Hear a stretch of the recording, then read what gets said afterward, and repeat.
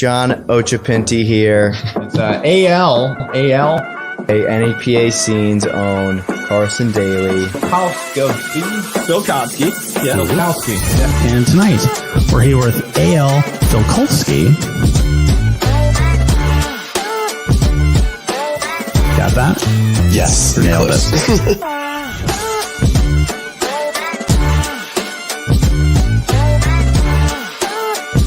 What's going on, man? It's been a while. Yeah. Hey, welcome back to Beyond the Break podcast. I'm your host, Eyal, and this is... Johnny the Maniac Pinchi. How you doing, Johnny? Doing good. Doing good. My hair's growing back. I'm feeling... Yeah, you're feeling more like Johnny? Yeah. Nice. How's things in Johnny life? We're Mannying. I'm in full-time Manny mode right now. I've been at the Manny Manor since Sunday night. Yeah. And I today I was wishing to be crushed by an anvil. Okay. I was so tired and it's very specific.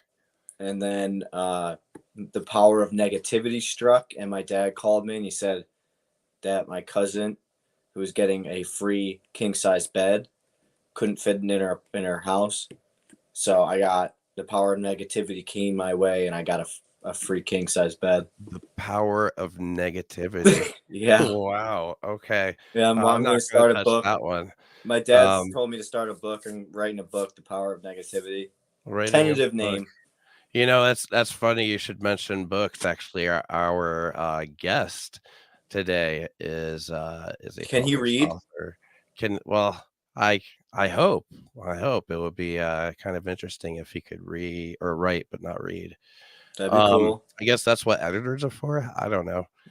You can press the button and talk into your phone. Yeah, you could get it done if you don't know how to read. You could probably but actually, one of the books he's written is How to Write. Oh, it's right there.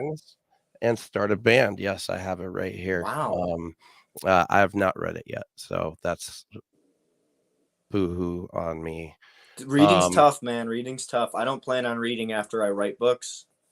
I'm more of like a manual, and this is like a how-to. I should just like know what you should do. This is how I read like 6 books in a year. I put my book, whatever I was reading, on the driver's seat of my car. Coloring books don't count, man. I'm sorry. I mean, I still had to color in. It was pretty tough to stay in the lines. That's fair. I get it. But besides being an author, Wesley Kristopher is our guest, but he's also the bassist, manager, and lyricist for the BOOG. If you remember the BOOG, they were finalists for the season 3 of the Big Break.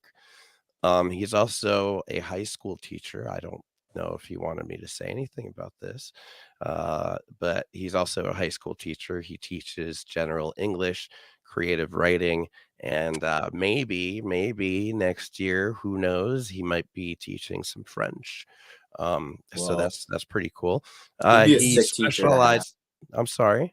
He'd be such a dope teacher to have. I'd definitely be boys with him and be like, hell yeah, he'd be like, boom, boom, boom, boom, hey guys. I don't know.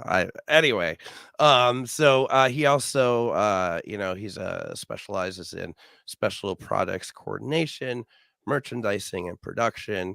And like I said, he's a lyricist and a published author, 3 publications actually.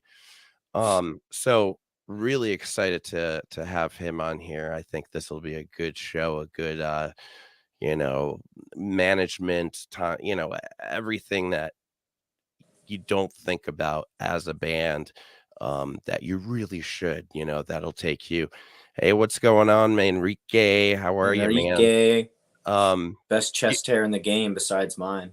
Well, that's a fair debate. That's a debate. I don't know. I haven't tasted it. I mean, seen it in person yet. Oh, okay. Well, hopefully he gets back here stateside soon. But anyway, Wesley, when the BOOG came to record at which studio was that? Would that be Sanctuary? Sanctuary. We were at Sanctuary Studios. Wesley came in, and with the BOOG, the entire band obviously came in, minus the drummer.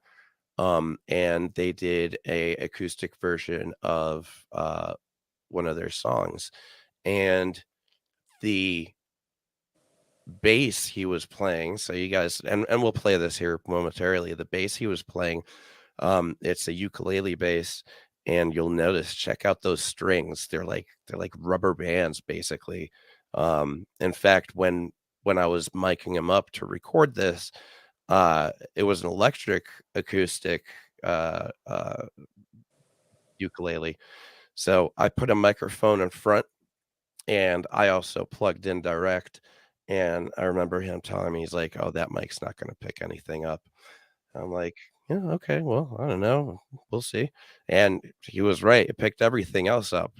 So good thing we had that direct in. But anyway, without further ado, the BOOG, Familiarity. Familiarity breeds contempt, and I can't guarantee the safety of your ways today. As the fog's rolling down to a cold-covered town, you're surrounded in such a way that you cannot perceive of what to do, but it's up to you to find out if I've been joking.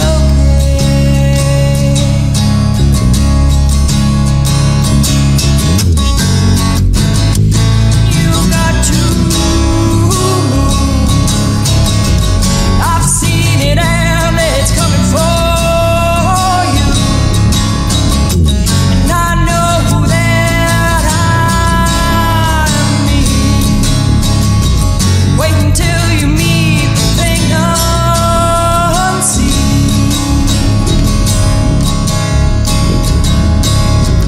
This ship is sailing whether you are on it or not. And I used to know you so well. Now you're shrinking speck standing on the door.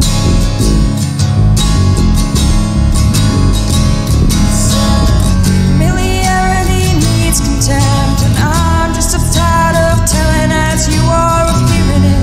But I hope you do, 'cause it's up to you to find out if I've been truthful.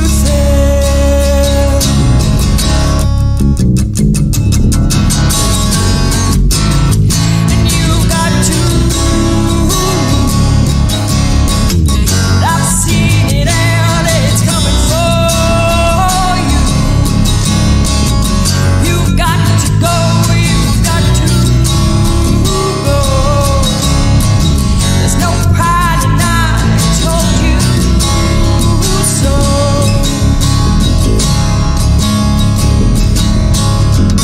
This ship is sailing whether you are on it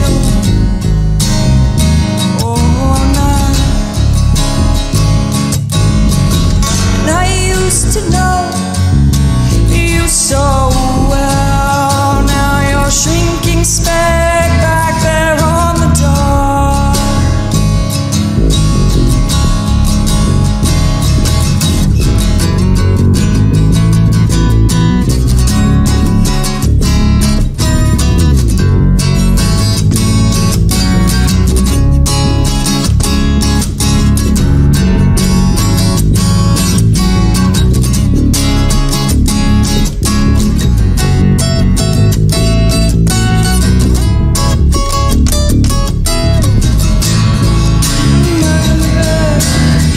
Now you're being murdered back there on the door.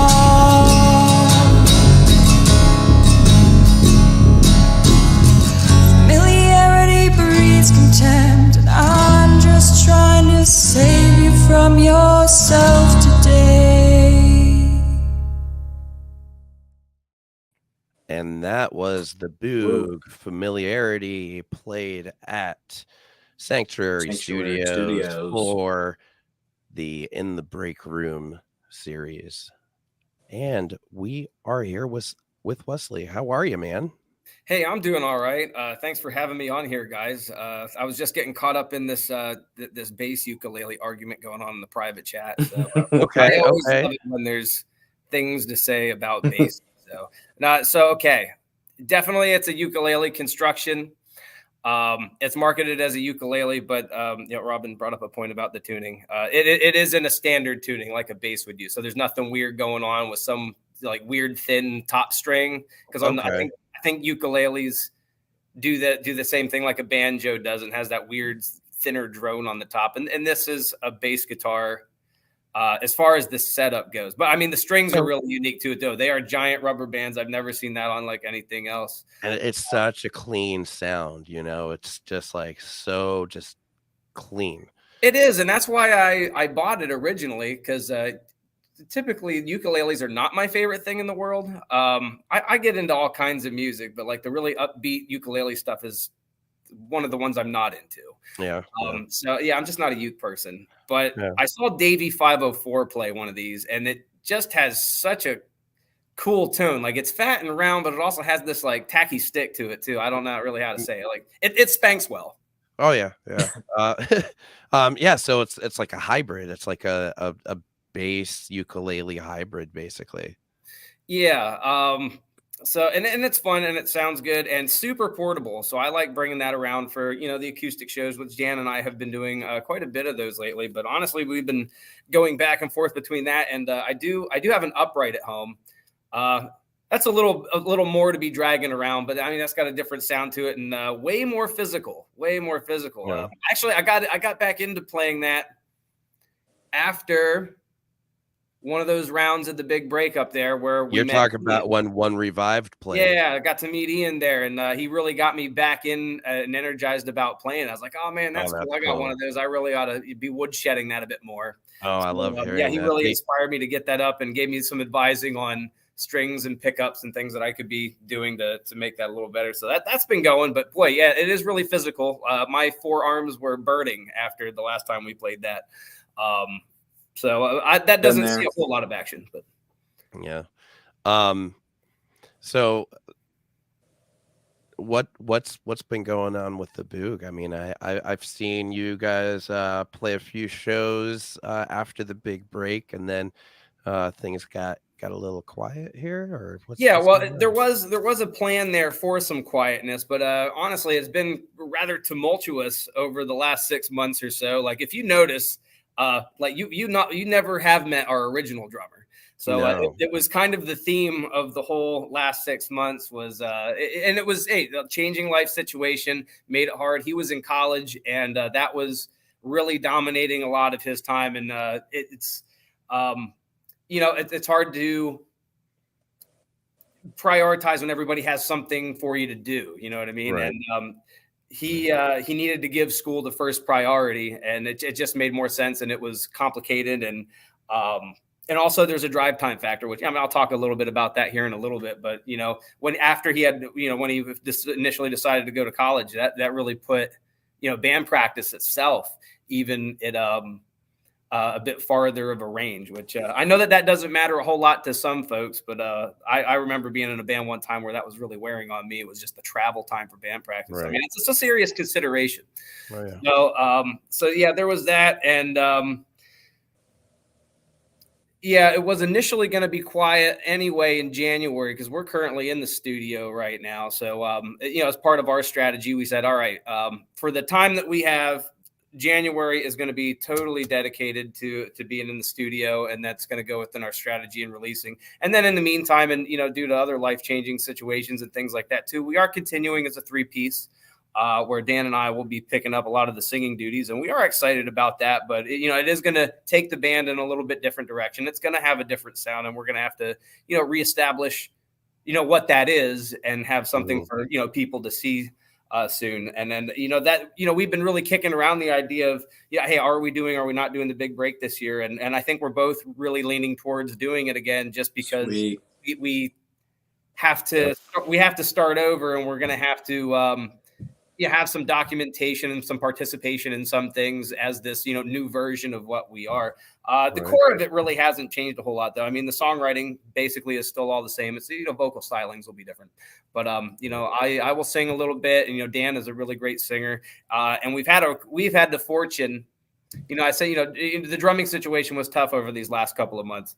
But I will say we have been bailed out by a handful of just really great drummers that we happen to know in our circle. So, yeah, big shout out to Jesse Knights, who won BOOG Bro of the Year for 2022 just for that. And then also John Brown jumping in and laying down some studio tracks for us. Like, oh, my gosh, what a pleasure to watch that guy work. I never saw anybody go into the studio with that much confidence, just set their stuff up, know exactly what they want, lay it down and be like, hey, do you want it this way or that way? We can do it that. Otherwise it's good. And it's like, wow, there was no guessing of if the take was going to be good or not. It was amazing. Brandon Onzik says Wesley Kristopher is the man. Hey, powder keg culture. Yes. Those guys are the man. You running across those guys at all? Oh man, they throw us so many favors and shows and things like that. Oh, that's awesome. That's awesome. I love seeing the community. Absolutely. As far as the community, it really started with us with Powder Keg Culture. I think they were the first band that we met when we started playing out. That was the first. We played it was a show up at Ascension Records in Montoursville. That was our first live show, and Doug set that up, and I got to meet Brandon there, let me use his bass amp, real solid rig and everything, and that's been great ever since. They're a solid asset on the scene, man.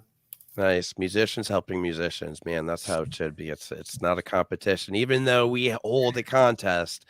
It's in real life. It's not a contest. I mean, I want to be BOOG Bro of the Year coming in next year. Got to be BOOG Bro of the Year. All right, man. We'll keep an eye out for some opportunities for that for sure. But this has been our song and dance about trying to get people helping people. This DIY band thing, it's tough. There's a lot of things that have to do with being in a band if you want to carry on the air of legitimacy, that don't necessarily have to do with the music, and it can really bog you down, you know what I mean? And so much so that I think we all as musicians have that part that says, well, man, it just ought to really be about the music, and then to think about everything that's involved with it, that's really a naive thing to be thinking or hanging up on, because to be legitimate, to have the air of legitimacy, there really is a lot of other things, administrative tasks and whatnot, that go on with being in a band that need to be taken care of, or it's just constantly bands tripping over themselves trying to get something done, and that's frustrating. It is really frustrating. So we all have our limitations as bands too, and I think that's worthy of self-reflection to figure out what they are, and then to figure out how to solve those problems too. So strengths and weaknesses, right? Some bands are more naturally gifted at some things than others, and it often has to do with their setup too, right? So the way that I often describe it is that when you're starting a band, it's a lot like when you choose to start the Oregon Trail, that game. Mm-hmm. You can either pick to be like, the rich city people that have a bunch of money and you just buy whatever you want to help get through, or you can be like the poor farmers, so you don't have any money, but your survival skills are great, so you die of dysentery a lot less, or ford the rivers a lot easier. I think getting in a band is a lot the same way. You know what I mean? Like there's people that just dive in with both feet, and then it's that motivator of trying to earn that paycheck from it, and it creates a stressful environment. But that's a certain way of operating, and then there's the other way of operating, which is having a full-time job and then trying to do it legitimately too, right? That's the situation that we're in our group. So that's the perspective that I'm coming from a lot. So that's forced us to be very organized, to be effective, because certainly it's nice in one sense, because money is typically a thing that we don't really worry about. I've got a decent job. So does Dan. He has a real nice rig and a real nice setup. If anybody that's into guitars, checking out what he has, he's got real nice stuff. But it's typically something that we don't worry about, which is nice. However, time is pretty tough.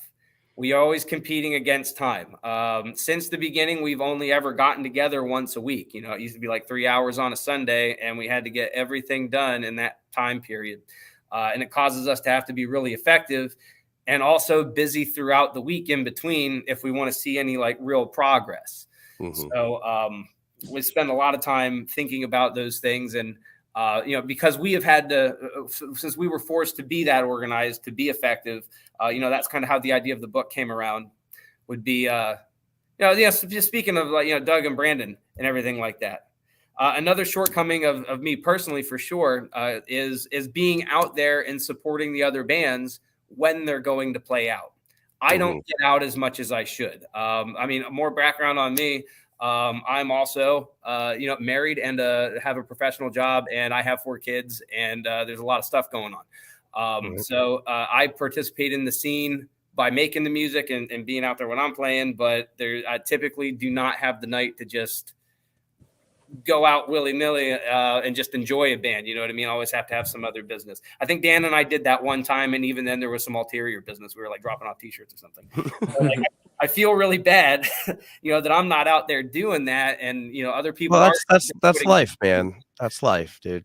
But it is important. Support, you know, that kind of support. Right. Like some of the best shows that we've played out. There's, you know, another great band out there, Wet Foot Crooks. I mean, got their t-shirt right here. I did these for them, right? They're a great group of guys, a lot of energy, and that was one of the most fun shows we ever played because those guys were in the audience, you know, as fans. And it's nice to see people out there making that scene and being supportive. And you know, I do feel bad that I'm not out there supporting them like that, like I should be. So in my way, I thought I always think of these things of the things that we need to be doing to be a legitimate band. And I always think like, oh man, I ought to tell Doug about that. Or man, I ought to tell Brandon about that. Or man, I got to tell the Wet Foot Crooks about that next time I see him. And then all of a sudden weeks and, you know, months go by, and it's what I said was, all right, well, I'm just going to write all of this stuff down, and then they can read about it at their leisure. And then maybe we can all like work towards, you know, being of a common mind about how to overcome some of these difficulties and maybe make life a little less miserable when it comes to those tedious things that are no fun and don't have anything to do with the music about, you know what I mean? So that's really where the idea of the book came from. So these things that you're talking about, like what kind of things are you specifically referring All right. to?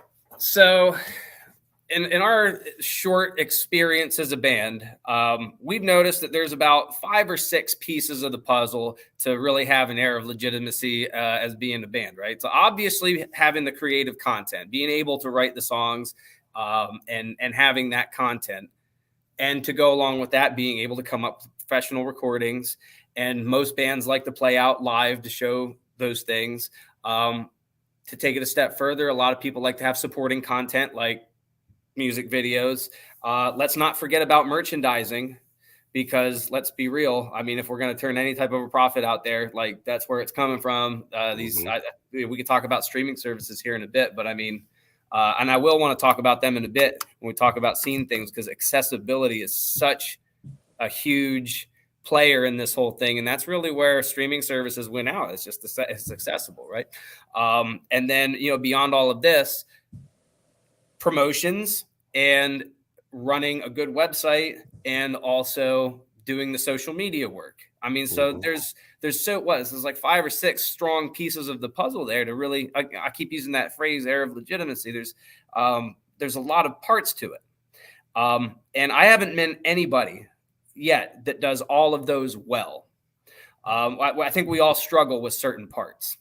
So absolutely. I mean, to do it right, it takes a team.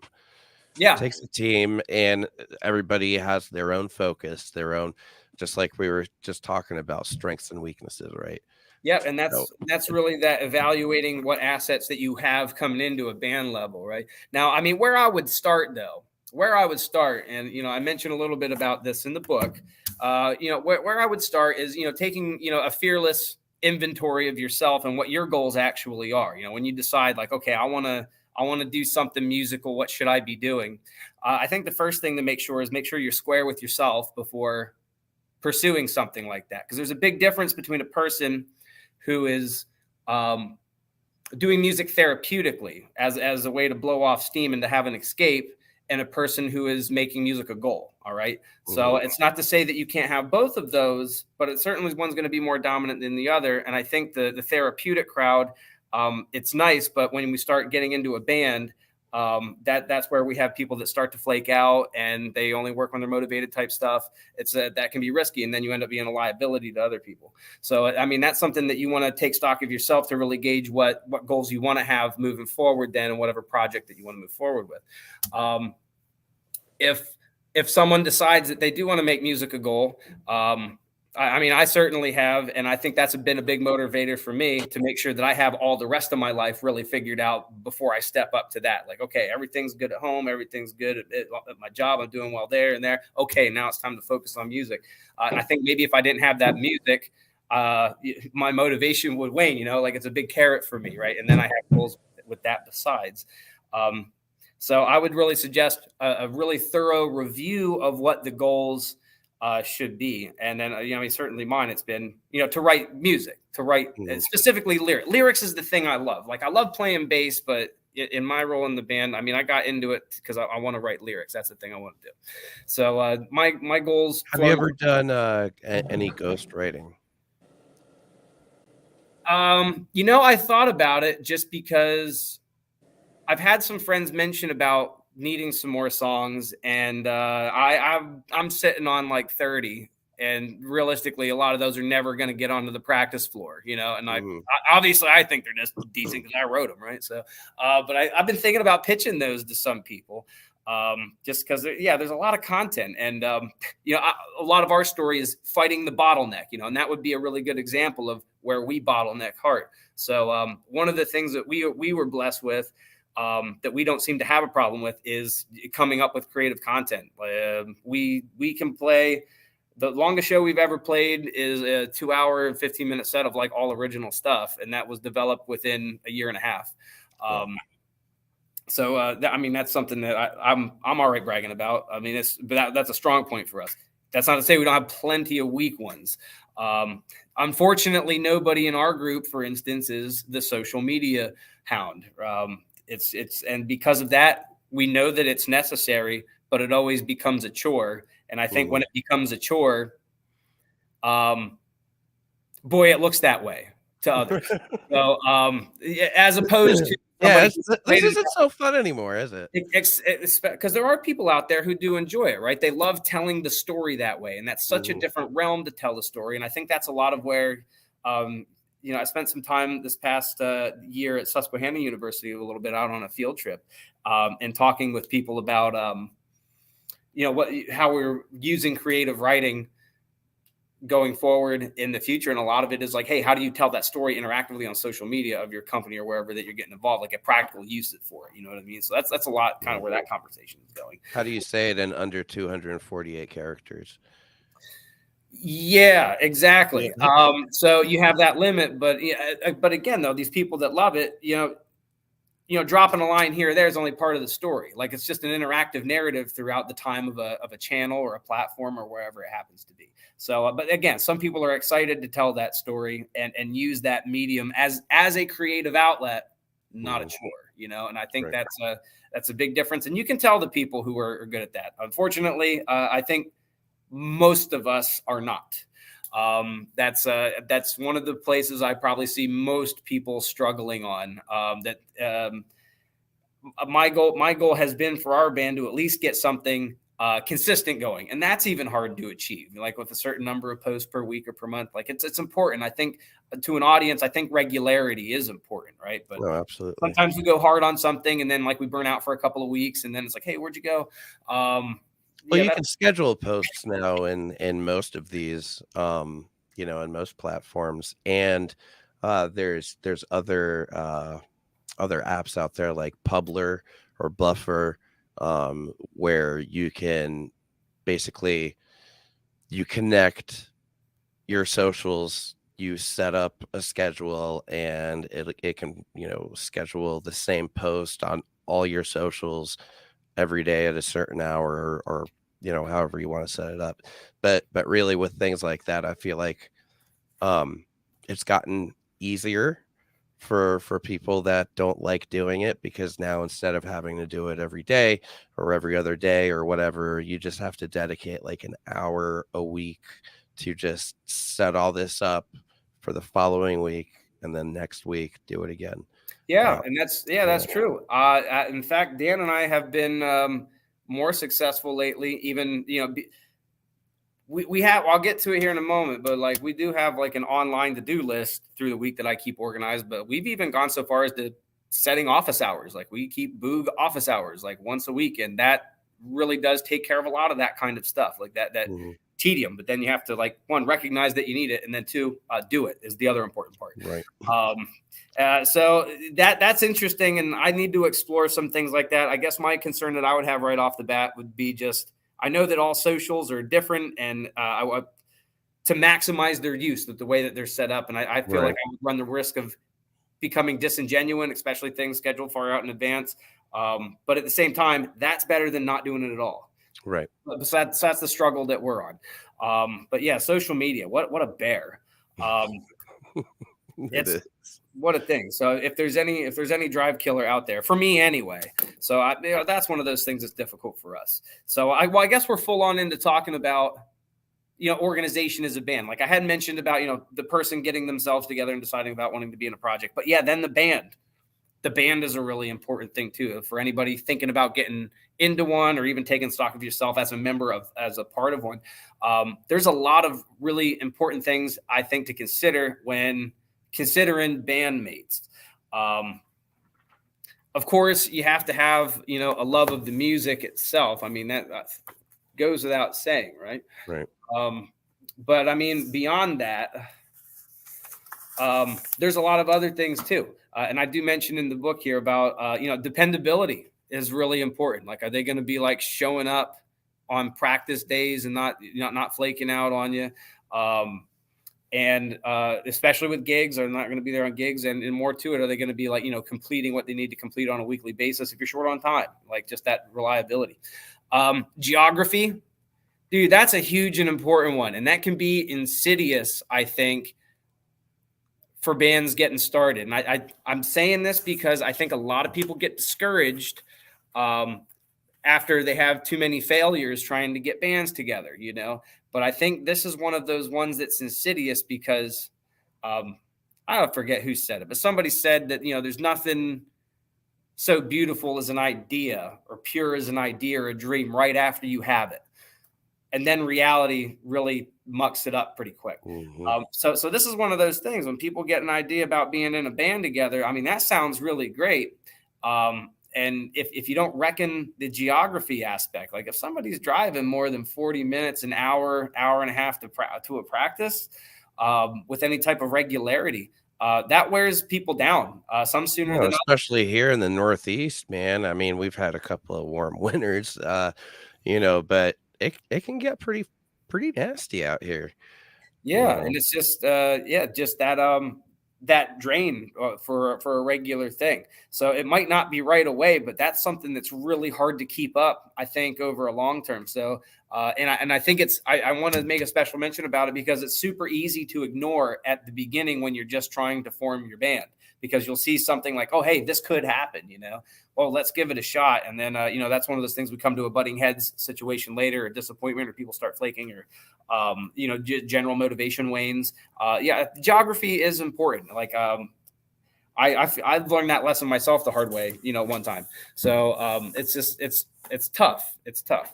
Yeah, I was living in, if anybody's familiar with Colorado, I was living in Parker, Colorado, and I had a singer that was living in Boulder. And you got to drive through like it's a hike. It's like, it was about an hour and a half, almost 2 hours to get from his house to our practice spot in Parker. And that was actually the main reason that fell through after a while. And then, we ended up getting another singer, but that was it right there. That was the nail in the coffin. Yeah, which is, super unfortunate. But I mean, geography, it does play a part. I mean, this is why, like, long distance relationships can be difficult too, right? What is a band but a relationship between multiple people? So that's something to factor in. I think most people don't like. It's so honestly, like, the dream is definitely, I think, almost always, not always better, but like you can get so caught up in the, like, oh my God, I'm gonna be a rock star, like a movie star, and it's gonna be so amazing. But like people don't realize, like, you go on a movie set, even one take, might take an hour, it might take two. Like, you might be doing the same line over and over again. Like, not many people have that, right? Everything everything that goes into a production. Yeah, when we just have this whimsical dream, it seems amazing, but like almost it's better. Going to happen, right? Yeah, that's quite a lot of the reality that will come in. Again, it's important to reckon, because they're easy mistakes to make early, and they can blow up in a big and discouraging way later. So I would just say, for anybody that's thinking about getting a band together, really take heed of those things and see what's going to be feasible or doable, or take it into consideration. Another one that I have down too is just general studiousness. Being prepared for rehearsal, and it was hard for us to break the habit of not calling rehearsal practice, because I think that's just such the colloquial thing to call it. We just call band practice, but really calling it rehearsal, so that we can have the idea that, hey, everybody's ready to actually play together when we get together, because when we have to like try to learn parts that we were doing last time, that really does shoot up quite a lot of valuable time, especially if you're in an outfit where you're only getting together once a week, So being prepared for the time when it's time to go, it's you can make much more of a valuable use of your time when you do get together. Of course, there's got to be motivation and desire there, but again, that goes along with the next one, like, competency. You do have to have like a certain skill level, coming into the thing. So those are all areas that I would definitely say to work out early. And for anybody that might be like scouting, talent, well, I would say, hit up as many open mics as you can. Try to assemble bands that way. And also the other important part to the assembling a group that I would mention is make everything super low commitment. Again, because it's easy to get very excited about the prospect of a band, moving forward. But I think it's better to use the language of like, hey, let's just jam, let's hang out. And if things just naturally roll, then they roll. But if everybody thinks like, oh yeah, this person's in the band, and we have all of a sudden an expectation out of excitement, and then we find out, through those red flags, that things are going the place where red flags normally go, then we head for a blow up, which is also bad and demotivating in general. So I would really suggest anybody to keep jam super low commitment, really think through and reflect on what you want to get out of a band and what the people you're finding are bringing to the table. But absolutely be out there scouting, open mics, play a couple of your songs so that people can get a flavor of what you're doing. And if you can find some people that are like-minded, make those low commitment jams. That's important. Yeah, absolutely. Yeah. I think I have your next book idea. All right. What's that? How to write song. What's that? I say, if it's a good one, you might be in the running for BOOG Bro of the Year 2023. I think this is it. So it's how to write songs and start a band. I'm loving it already. What was the second part? On Mars. On Mars. Well, they're going to have to figure out how to do that, because you can't go on having a culture on Mars without having the culture part, right? So, yeah, that would be tough. Like, would you have to play more like Star Wars music? Oxygen's going to be an issue. Yeah, waveforms would definitely be frequencies would be kind of. How do you get the gig in the Star Pod? Oh my. Exactly. Right. Oh wow. Okay. So that's a whole lot of really useful information. You said everything is in your book, and more of a detailed. Yeah, and I mean, there's stuff in there about we get into specifics about songwriting and stuff too, which is really where my love is. But I really want to. I mean, you can read the book about that part, and there's some exercises in there to try to really, get your head around. Anybody who's interested in producing more songs, I think there's a lot of helpful tips in there to help you get started. I'll just say that the first thing is it's going to sound like one of those throwaway things that people always say, but you got to not be self-conscious. I always suggest start writing a throwaway song, because you're not going to you can't have the expectation that the thing that you're going to write is going to be awesome the first time you try. You have to just not take yourself seriously, write a song so you know what writing a song feels like, and then looking back on it, figure in the bits and pieces that you like, and then replicate that in a future work. And then, you will get better over time. But you need to first establish the habit of becoming a writer. Like I tell creative writing students all the time, writers write. That's it. Like, I mean, you got to do that part though. But I think a lot of people really have a hard time getting over the self-conscious part first. So I always suggest maybe not working on your magnum opus as your first thing you're coming out of the gate swinging on. Maybe try a couple of smaller, lighthearted things and get a sense of yourself and your style. So that's the big opening speech there. And then there's some exercises. Let me ask you something. So like over my years of working with various musicians from all over the place, there's been like a common theme with lyrics and writing lyrics and coming up with lyrics. And is there any kind of advice that you can shed to anybody watching that's having trouble with the lyric part, whether it's just a block or writer's block, or if they're just like really just struggling with lyrics, in general? All right. So, oh my God, there's a lot of things to say about this, because there's a few different ways you can go dealing up with writer's block. The first thing I'll say is that you first have to have something to say. And I know that sounds like one of those big throwaway things, but it's true. G.K. Chesterton's probably one of my favorite authors, and he said always that a poet is a philosopher first. And then he uses that poetry to communicate that. So you have to have something to say. I will tell you that I'm always a fan of people writing their own originals, but probably one of the things that does drive me up the wall is when I think it's just a novice mistake. It's people writing songs about music or writing songs. Like we're scraping the bottom of a creative barrel very early by doing that. Like I get that music is a big thing in your life, but music has to be the vehicle that you're using to communicate something you want to say about life, not the music itself. We got to look past that, right? So, what would be an example of that? What do you mean by that? Like writing about like I'm playing this song. Okay, I'll use the example of a movie. Tropic Thunder. I didn't like it. It's a movie about a movie. It's boring. Didn't like it. It's so good. It's do not like watching movies about movies. I don't make songs about songs, but like a lot of I don't have a lot of the other examples because meta basically just. I think a lot of them don't get published because they're not that good, right? All right, real quick. Wearing your own band shirt to your own show on stage, yes or no? I don't think I've done that. I don't think about that a whole lot. I do wear the BOOG Works one sometimes because I want to sell people T-shirts.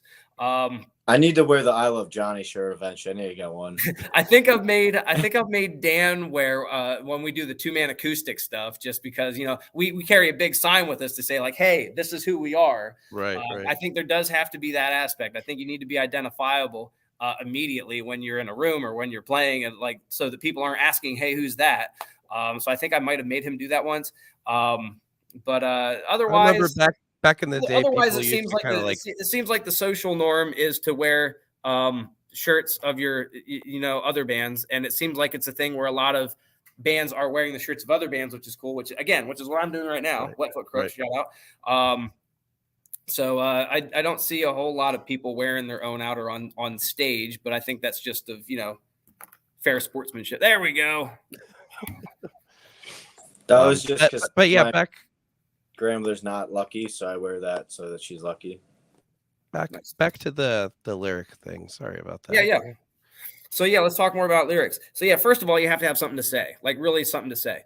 One of my other favorite quotes comes from C.S. Lewis, because there was a girl that had written to him one time about, originality is the problem, right? So she's like, how do you write and how do you be original? And I think that's where a lot of people get into a stumbling block too. And what his response was, well, you just say the truth, and then originality will follow 9 times out of 10. I've run with that, and it's pretty good because you're going to have your own style no matter what your style is. An example I would use from that is I love the Beach Boys. They got a lot of songs about fast cars, but like so does Metallica, and they don't sound the same at all around the truth that fast cars are cool, right?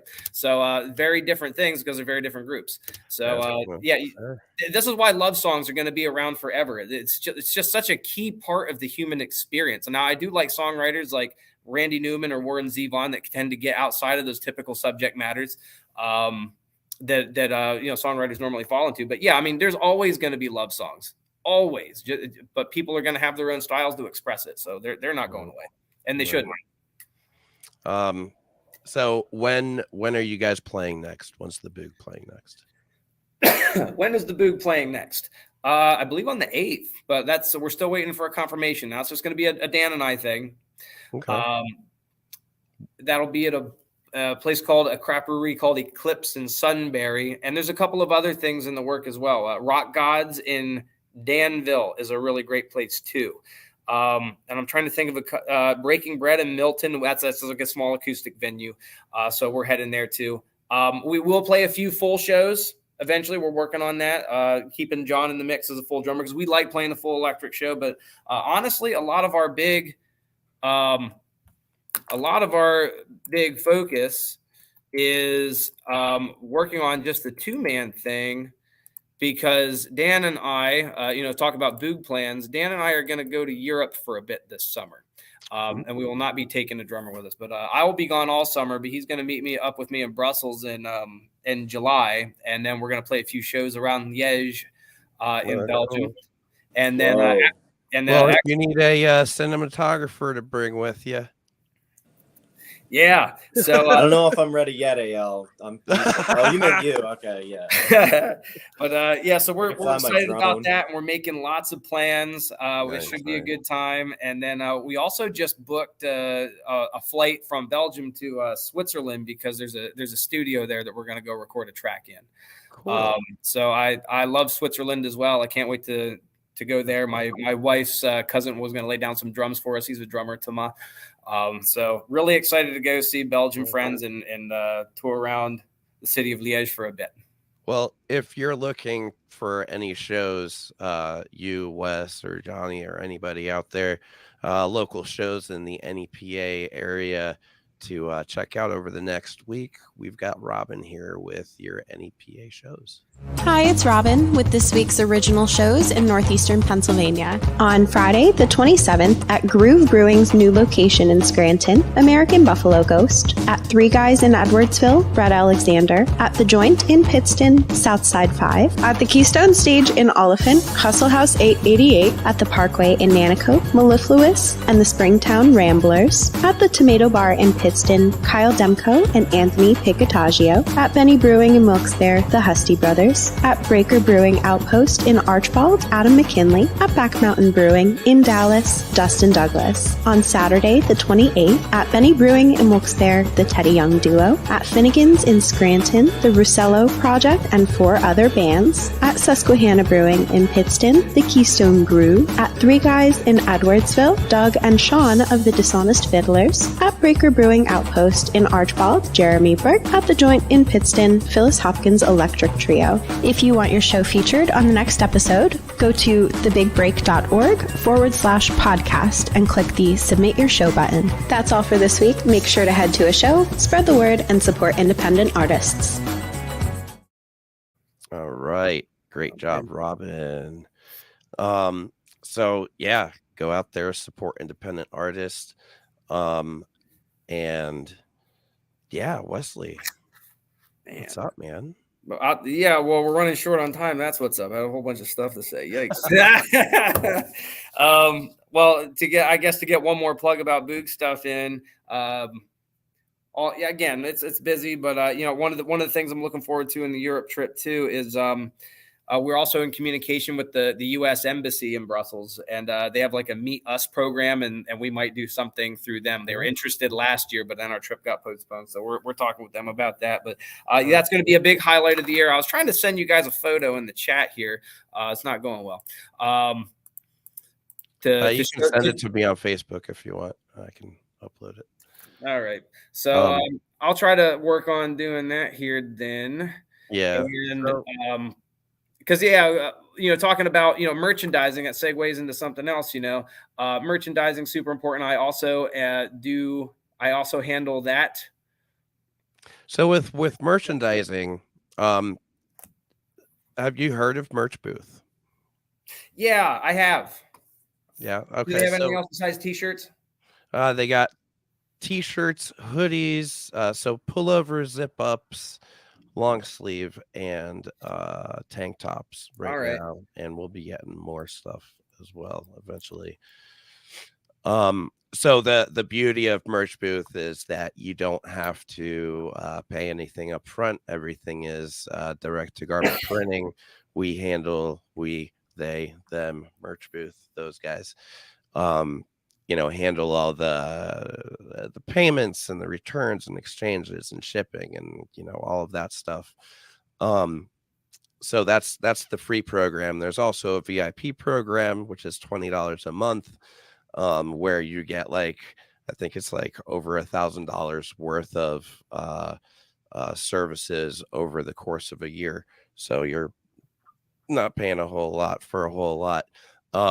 But cool thing about that is if you guys, the BOOG, decide to compete in the big break and you do make it all the way till the end and come out first, you will get a free 1-year VIP subscription to merchbooth.com. That's one of the things. So if you're looking for something like that, what I tell bands is this. You can still have your merch at the venue. Merch Booth can help you with that, or you can continue with whatever you're doing, but having a backup, right? So let's say you're selling shirts. Somebody says, hey, I need a 3XL. You don't have 3XLs because in the course of your 3 years of buying merch, you've sold a whopping 5, maybe. Yeah, things get expensive after you go 2XL. Right. So now, you've got this person that wants to support you, wants to wear your shirt, wants to buy your shirt. They're a little heavier. It's fine. We're positivity. But go bigger. The thing is, you can have a QR code printed right there at your merch table and just say, hey, scan this. You can order your 2X or 3X or whatever right there on the site. It'll be your house, in the next 3-4 days. So, yeah, I like that idea of a backup plan for those things. It's certainly helpful because it does. We do have a screen printing setup in my basement, and the overhead on the shirts is nice. For the things that we choose to do, that was energy well put. And again, I talk about this in the book too, about the finite amount of energy that a band has to spend on all of these different things, social media and getting these recordings and stuff. I think a lot of people go down the rabbit hole of doing the DIY recordings, and honestly, a lot of them they sound pretty good for a home recording kind of thing. You have a hard time getting past that level. Right. If there's one thing not to skimp out on, it's your sound. Yeah, I think that's one of those things that one thing not to cut any corners on. It's going to be that's one of the ones that we've decided that, okay, we're going to a studio for those things. That's not worth the learning curve. Dan, talking about videos, I think Dan did not a very bad job at all on he did really good with waxing and waiting. And in fact, Dan and I have been chatting back and forth a little bit here and there. About that film. Yeah, he was saying something about that last week. He's been talking about, picking up the camera more. He was asking about he really wants to. Audio mics and things like that. And I'm like, dude, it happens seldomly, but at least once or twice a season from the contest, I have a band come up to me and say precisely what Dan said. He's like, I dreaded doing the round one music video, DIY video. I hated, like, I dreaded it. I didn't want to do it. But through the process, he fell in love with it. He fell in love with filmmaking. And to me, I'm like, dude, to me, that's a win right there, you know? So Yeah. now he's got a nice camera. He's getting more gear. He's getting more into it. He's asking the right questions, you know? So like, it's really cool to see that develop from like my end over here. Yeah, he really took to that and loved it. So we enjoy having him do that kind of work for us too. So yeah, again, it's all figuring about what the strengths and weaknesses of a band are, what you can do in house, what you have time to do in house, and then you have to play the game about you know, how do you schedule all of that time and make it make sense. One of the things that's been making us very successful on our time is something I have called the weekly that I do. That's explained in the book, but as a quick rundown, like even if you're not going to buy the book and you don't learn anything else, start a shared folder in a Google Drive or something, get one document and have somebody write down on there all those little tedious things that would be a little thing to do during the week for your band, and then assign it to somebody. And I keep mine real simple. Like I put it on there as a bullet point red task. And when they complete it, they just turn it green. And that way, when you meet the next week, you just look back on that document called the weekly, and it's like, hey, all of these little things got done. And like, you know, this rock is being pushed and no one person's doing all the pushing. Right. So before we used to do that, you know, when things first started to get busy, we'd be sitting around and, you know, we would meet up and maybe one or two things would get done. And then we'd just sit around getting pissed off at ourselves. Cause like, oh man, I forgot about that. And oh shoot, did you remember about this? Like there was a lot of that going on and it was frustrating and it was slow. And it's like, hey, if we just get a little organized, it's going to make it a lot better. So it probably more than any other tool, that thing has been, you know, keeping us on track and focused, and everything's like tied to a goal that we're trying to reach. Because, you know, you might have a task that has to do with preparing for a studio. You might have a task that has to do with trying to find a show. You might have a task that's trying to figure out what to do with merch, you know, just split it up and make it little things, you know? So that more than anything. And then the next step is to put together something called a yearly, which is not mentioned in the book because I haven't invented it yet. I was pretty, I had something good. I had something really good to go for this year, and then just kind of everything fell apart in December, which was really sad. Really tried to pull that thing out of a nosedive, and it didn't work. But anyway, so that's the goal for 2024 is to have everything planned out in August on a yearly, so that you're not getting stressed out, so that you're prepared for your gigs, so that you got your studio time scheduled, so that you can schedule your rehearsal times, because, you know, you got to dedicate time to writing new songs as well as recording whatever the next ones are, so you don't forget about anything and things don't get stressful. So it's a lot of effort to try to coordinate, and some simple steps like that can really help. We might have to do like a part 2 with Wesley Kristopher. I could probably spend an hour just talking about the weekly. Yeah, I feel like we need to have you back again here in a few months. All right, but and then well, I guess the only other thing I had to say before that we get out of here too is you know, you had mentioned about songwriting, and then to tie that all off too. It's nice to say a bunch of those things, but then you actually have to do it, right? So actually having to do it, if that means sit down and write in like rhyming couplets. I know it sounds stupid and hokey, but force yourself to do it so that you get something written down. And then if you don't like it, you can change it. You can always change it, right? And the cool thing is you never have to publish everything you write, but you do have to write everything that you publish. All right. Right. So, you know, you got to get something down and get comfortable with yourself. So that's why I wanted to tie up that end of the conversation as well. And then what do we have? Like 2 minutes? 2 minutes. 2 minutes. All right. So I want to end on like a rhetorical question that maybe sets us up for next time. So we talked about, you know, getting yourself organized, and then, you know, trying to get your band organized. And it's kind of back to where we started at the beginning of the conversation, where it's, you know, bands helping bands out, and like, what does this all mean on a scene level? You know, probably one of the things that's the most frustrating to me is that I know that there is a lot of redundant work going on out there, and people getting frustrated doing redundant work. So I guess my big question is like, how do people come together to maybe, you know, take advantage of things like economy of scale? You know, you're talking about things like merch booth can handle merch and things like that. How do you make clear the way for bands to focus on the band thing while they can maintain the air of legitimacy? Make things. I really like the part of your guys' website too about keeping track of the local venues, there needs to be something like that because, accessibility for fans, it'd be really nice if there was something that was an app that would push out reminders, like an app, that would be user-friendly for, if you're a band, if you're a venue, or if you're a fan, so that you heard it here first, folks. The Big Break app coming to you. I'm serious. So and the thing I'm with serious venues, too, hey, maybe. here's Maybe a Doug. I got 10 seconds. Here's a Doug Ruckle line from Powder Keg Culture. Like, he's all about making things easy for the venue owner, and like we've benefited from that idea too. So any way to make it more accessible to venue owners and fans, that's going to be what's going to make the scene, rise up, to give everybody that air legitimacy and everybody helping each other out. Like that's where it has to go, somewhere like that. Yeah. Well, what the Weekender, is that what it was, or what it is? That used to be the Weekender, to do a lot of stuff like that. Yeah, but that's a bag of chips. Well, now I'm talking like 10, 20 years ago, man. It was legit. It was fire. But anyway, Wesley, we will have you back.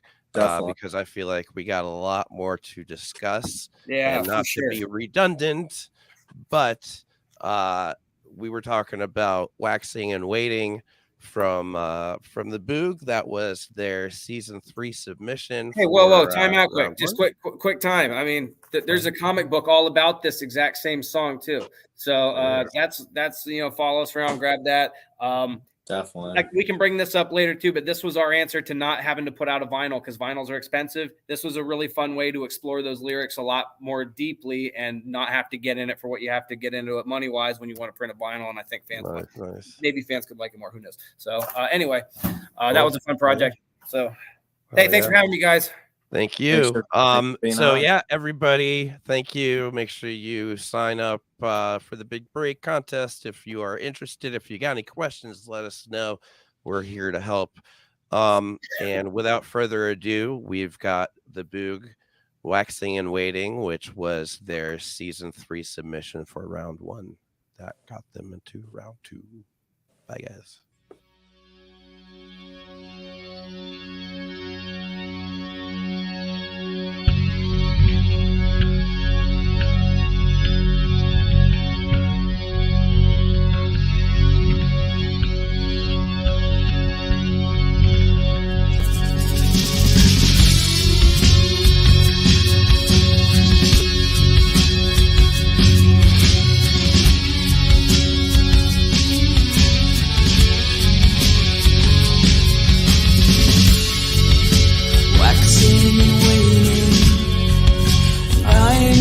Waiting for you to look away and say it'll all be okay like you always do. Waxing and waiting, and I'm just waiting for the 7th flow to come and go, and I'll meet you on the other side.